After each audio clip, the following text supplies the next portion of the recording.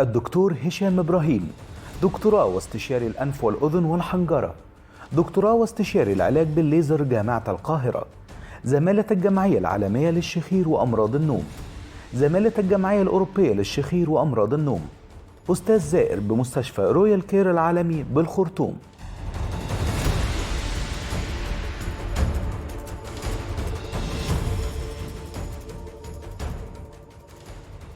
اهلا بكم. بحب انا قوي نوعيه معينه من الافلام في السينما الامريكيه ما عادتش بتتعمل، لانه حتى السينما الامريكيه فيها مشاكل كبيره دلوقتي. هي انه القصه تبدا بانه في غلطه معينه في شيء، في حاجه غلط في شيء معين، في جرم معين، ميستيك معين عمله شخص فادى الى كوارث رهيبه. فيقول لك المثل العربي المشهور: معظم النار من مستصغر الشر. مع ضيفي العزيز القيمة العلمية الكبيرة والاسم القدير في عالم الأنف والأذن والحنجرة الأستاذ الدكتور هشام إبراهيم، استشاري الأنف والأذن والحنجرة، دكتور الأنف والأذن والحنجرة واستشاري العلاج بالليزر من كلية طب جامعة القاهرة، زمالة الجمعية الأوروبية للشخير وأمراض النوم، والأستاذ الزائر بمستشفى رويال كير بالخرطوم. أهلا بيك يا دكتور هشام. أهلا يا دكتور أيمن بيك. اللي أنا حكيته ده بيحكوا لك أكتر وأكتر في العيادة ده يوميا. دي زي ما بيقولوا الحكاوى اليومية اللي بسمعها، واكتر من كده بمراحل كبيرة. كوارث كمان بتحصل، كوارث بتنام وهي بتشتغل على مكان خطير. دي مشكلة في منتهى الخطورة، وإذا ما كانش حد ينتبه لأهمية حاجة زي كده. هو الخطورة مش في الشخص نفسه، كمان مش على الشخص نفسه، الخطورة على الآخرين زي ما حضرتك تفضلت وقلت. الخطورة فعلا في موضوع السواقة وموضوع التريلات وموضوع التراكس. هو الحوادث بتاعت زمان اللي هي الاتوبيس اللي نط من فوق الكوبري ده كان بيبقى نام. بالظبط كده. بالظبط. لو فعلا في يعني تسلسل احداث مظبوط وخدوا منه تاريخ مظبوط وقصه مظبوطه، هيقول لهم كده، هيقول لهم انا بنام وانا سايق وغصب عني. هيعمل. هو ما كانش المشكله ان الفتره السابقه جدا، عشرات السنين السابقه، ما كانش فيه الوعي الطبي المظبوط ولا الميديا المظبوطه اللي بتوصل للناس المعلومات ببساطه شديده. زمان كانت الناس بتيجي عشان بس بيشخر، ويعني وكان كنت كاتب مركز شخير، كانت الناس بتيجي وتقعد شو حضرتك بتضحك، كان الناس تيجي تضحك وتبص في الارض. انا بضحك لان انا اول مره شفت فيها يافطه مكتوب عليها مركز الشخير. كنت في زياره لاحدى المدن واليافطه دي، وكان معايا حد فراح سالني بتلقائيه شديده: هو الشخير حتى الشخير له مركز؟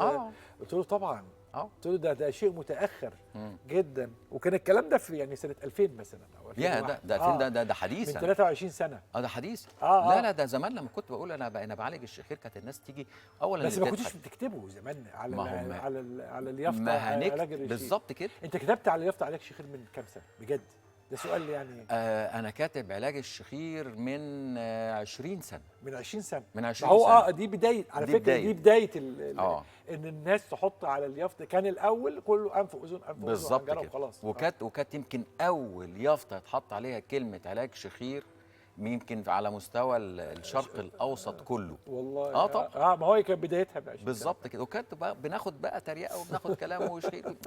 النهارده بقى زمان كان تيجي الست تحط وشها في الارض والراجل يحط وشه في الارض، اصل مش عارف في صوت كده بيقولوا. النهارده لا، النهارده بيجوا مسجلين لبعض وبيتكلموا بكل اريحيه وجايين لي من كل. في فيلم لهاني رمزي هو السبب في الحكايه دي.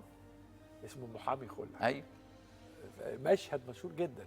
هي جت تقول انا عايزه اتطلق في الفيلم.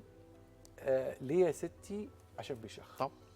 طب راح مسجل لنفسه، وكانت اول مشهد في السينما المصريه واخر مشهد بالظبط اتعمل فيه الحته دي. فطبعا الدنيا اتغيرت جدا، والميديا غيرت، والسوشيال ميديا والميديا وكل الكلام ده الحقيقه عمل طفره في فهم الناس وتقبلهم لهذا المرض. وقد ايه النهارده الناس بتيجي بالحقيقه بيريحونا جدا. ليه؟ بيجوا اولا الحمد لله احنا عندنا آلاف الحالات على اليوتيوب متصورين قبل العمليه وبعد العمليه. فالعيان النهارده بيجي باريحيه جدا، بيتفرج وبيجي يقول لي انا بتابعك بقالي سنه وسنتين وثلاثه وجاي لك، انا الحاله بتاعتي شبه الحاله الفلانيه.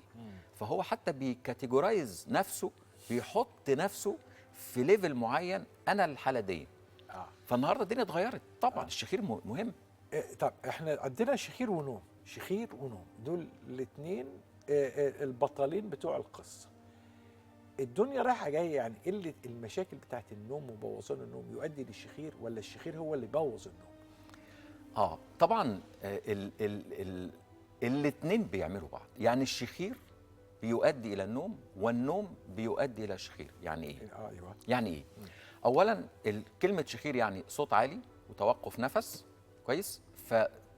فصوت عالي وتوقف نفس فترات طويله طول الليل 8 ساعات، ده بيؤدي الى ببساطه ان اللي احنا اتكلمنا في الكلام ده كتير جدا، فالشخص بيبقى مرهق جدا، بيبقى مرهق جدا. فايه يعني مرهق ليه؟ هو تقريبا بيبقى 8 ساعات ما بين النوم والصحيان، بس ال8 ساعات دول اكشولي وفعليا هو ما بياخدش 8 ساعات نوم، هو بياخد منهم ساعتين او 3 ساعات، بس هو لازم يكمل ال3 ساعات دول ب8 ساعات نوم. فيعمل ايه؟ يبقى طول النهار مدروخ، طول النهار ما بين يقول لك، يجي يقول لي كده، يقول لي انا طول النهار انا دماغي مش مظبوطه، طول النهار عايز انام، طول النهار اروح المكتب بنام، اروح اركب في الاتوبيس انام، اقعد على في الاجتماع انام. اذا فالشخير عشان ما بيخليش الشخص ينام كويس فبيكمل نومه بقيه النهار. طب ازاي النوم يؤدي لشخير؟ لخبطت النوم، يعني لخبطت النوم تؤدي لشخير. دي مهمه جدا. ليه بقى؟ لان انا لخبطت النوم. يعني انا مثلا شخص النهارده راجع عمل مجهود فظيع، صاحي من اذان الفجر الساعه 5 لغايه الساعه 10 بالليل وهو بيلف، هيرجع طبعا احنا خلصان. الحاله العضليه بتاعته في كل حته في جسمه، الماسل تونز بتاعته بتبقى في منتهى الارهاق، مرهقه جدا. ده لما بينام النوم بتاعه ما بيبقاش نوم طبيعي، بيبقى نوم عايز اقول باسترخاء شديد جدا. الماسل تونز عنده او طبيعه العضلات بتاعت كل حته في جسمه مرتخيه جدا. حتى عضلات الحلق، حتى عضلات الزور اللي هي بنسميها الها والحلق، العضلات دي لما بترتخي جدا في الحالات الغير طبيعيه بتاعتها، الغير حالات الشخير، بتؤدي الى شخير. عشان كده انا الجمله الشهيره بتاعتي لما يجي حد يقول لي بشخر، اول سؤال يوميا ولا لما بتبقى مرهق؟ عشان ده طريقين مختلفين. لما بيبقى بيشخر في اليوم التعب اللي هو كل اسبوع يوم، اقول له لا، ده مش حالات ده مش شخير مرضي، ده شخير طبيعي جدا بسبب ارتخاء في العضلات في كل حته في الجسم، وده اللي بيؤدي للشخير. وده اللي حضرتك النوع الثاني اللي هو النوم بيؤدي الى النوم الكتير او الارهاق الشديد او الكلام ده كله يؤدي الى شخير.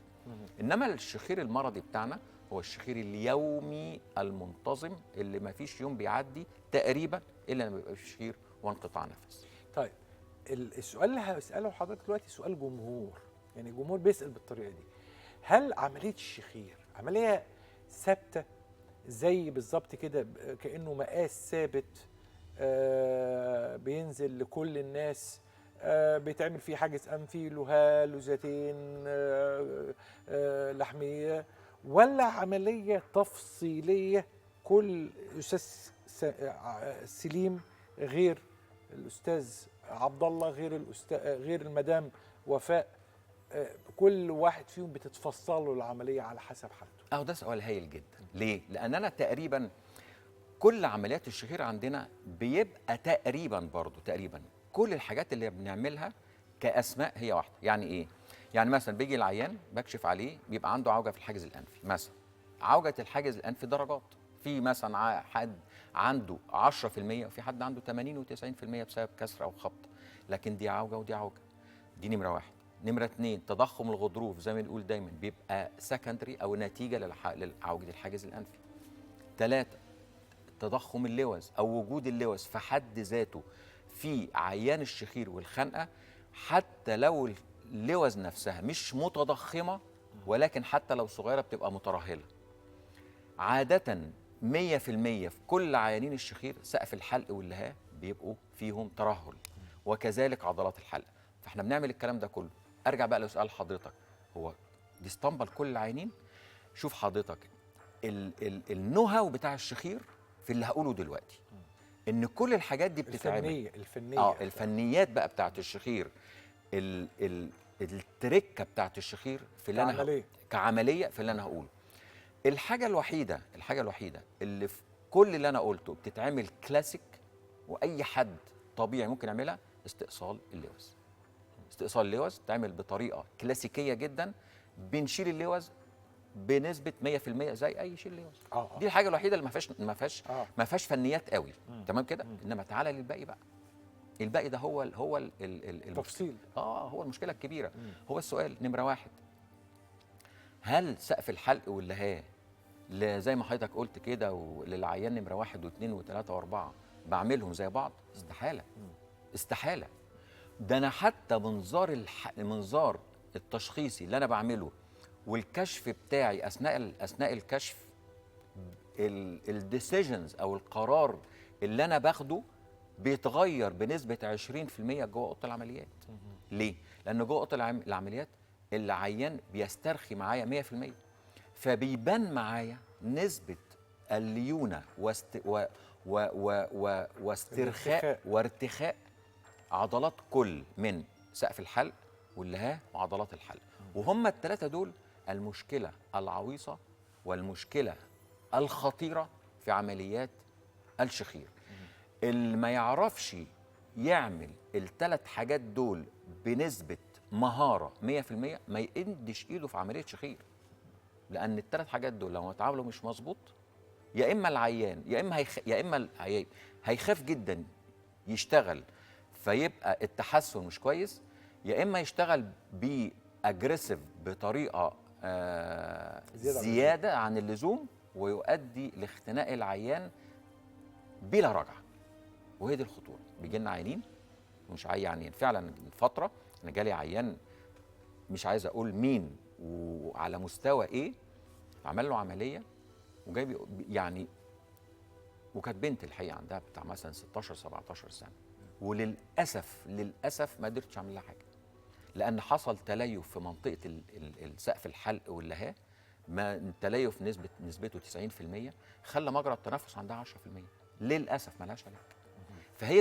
هي دي الخطوره بتاعت عمليات الشخير، ان ما حدش يجرؤ يدخل فيها الا لما يبقى خبراته في الجزئيه دي بالذات. يعني الحاجز الانفي مثلا ما عملوش بنسبه 100%، عملوا 80% 70%، ممكن نتدخل مره تاني ونصلحه، الا لو كان في ثقب للاسف بيبقى صعب جدا. الغضروف ما عملوش كويس قوي او ما عملوش خالص او وات ايفر بقى هو عمل ايه، لكن في حاجات دي حتت دي مناطق يمكن التعامل معاها مره تاني. اللي هو الغضروف والحاجز الانفي. لكن سقف الحلق لا. سقف الحلق ده اولونان يا يتعمل مظبوط مني بقى. لا ابوس ايدك ما تمدش ايدك فيه بالظبط كده. انت نورتنا واسعدتنا وكالعاده ابدعت. اشكرك يا دكتور ضيفي العزيز القيمه العلميه القديره والاسم اللامع الاستاذ الدكتور هشام ابراهيم، استشاري الانف والاذن والحنجره واستشاري العلاج بالليزر وزماله الجمعيه الاوروبيه للشخير وامراض النوم، والاستاذ الزائر بمستشفى رويال كير بالخرطوم، واحد من نجوم عالم الانف والاذن والحنجره. كان ضيفا كالعاده مبدعا في واحده من حلقاتنا المثيره جدا، الشخير والنوم، هذه الثنائيه المخيفه للغايه. خليكم دايما مع ناس الحلوه. انا اسمي حماده ابراهيم عوف. كنت تعبان جدا، يعني انا ما شفتش يوم راحه بقالي 10 سنين. بشتكي من شخير، بشتكي خنقه وانا نايم، دايما صداع هنفجر وانا نايم لدرجه الموت. بقالي 10 سنين بنام وانا ماشي وانا راكب العربيه. فالدكتور هشام اول ما شاف الحاله قال لي عمليه على طول، لازم تدخل عمليه باسرع وقت، من عندي او عند غير، لازم عمليه تدخل عمليه. وبعد ما عملت العمليه انا حاسس ان انا ندمان ان ما عملتش من زمان. شايف ان انا حيات بعد ما كنت ميت. عذاب اتعذبت، عذاب 10 سنين ما بعاني ليل ونهار. شخير شرقه وانا نايم، بشرقه وانا نايم. حتى كان رجليا بتوجعني. انا عندي رجلي ورم من هنا، ورم في رجلي. من بعد العمليه الورم خف. انا مش عارف هل كان اللوز مقصره، لان الدكتور هشام عمل عمليات صعبه جدا. شال اللوز، انا عندي 48 سنه، شال اللوز كانت منتهيه خالص. وبفضل الله انا حاسس ان بقيت واحد تاني. يعني انا بص، حتى اي حاجه في الدنيا تساوي ما تساويش لحظه الواحد ينام ساعه ولا ساعتين. انا معايا فيديوهات شخير اللي يسمعها يقول لك منتهي. بس الحمد لله النهارده عدت بنام، بنام بال5 ساعات و6 ساعات. انا كنت احسد الناس ان هي نايمه على ان هي تنام 5 دقائق. قسما بالله كنت بشوف الناس بقول بتنام ازاي.